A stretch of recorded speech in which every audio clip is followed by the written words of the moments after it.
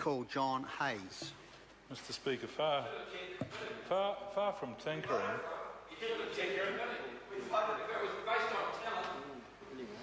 I want to point out, Mr. Speaker, that the Labor Party have just indicated they wanted a fair tax system. Absolutely agree with that. It needs to hit everybody reasonably.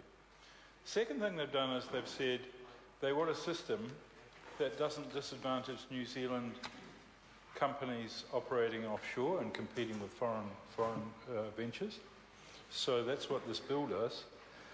And the bit that they don't seem to comprehend is that it is only by lifting our economic performance that we can create jobs, that we can boost incomes, that we can improve living standards, including in the Wairarapa, and that we can then provide the world-class public services that Kiwis want, particularly, for example, in the health education area. Mr. Speaker, the centrepiece of the budget in 2010 was the delivery of a major tax package which was reforming the tax system to make it fairer, as the Labor Party wants, to make it more sustainable, as the Labor Party wants, and to provide better support for economic growth, which this whole House wants.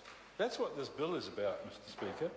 The Taxation, International Investment and Remedial Matters Bill falls into our tax reforms and promotes integrity across the tax system. Integrity means fairness. So why would you stand against this bill or even parts of it? The point of the bill is it's going to bring New Zealand's tax rules into line with the practice in other countries. For example, a New Zealand-owned manufacturing plant in China will now generally face the same tax rate, once this bill is passed, as other manufacturers operating in China.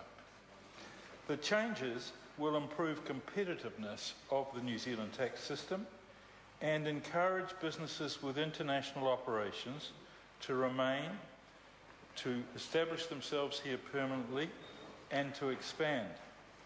Mr. Speaker, I don't want to spend a long time this afternoon, but I just want to make two more points.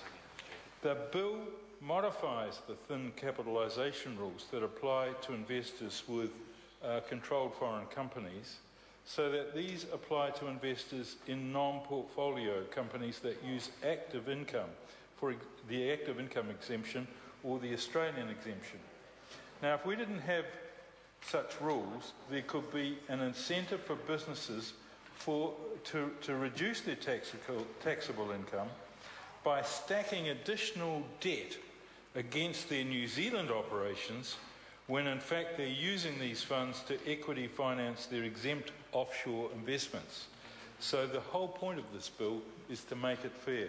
Mr. Speaker, I support this bill unreservedly and commend it to the House. Thank you. The Honourable David Parker. Speaker, can I beg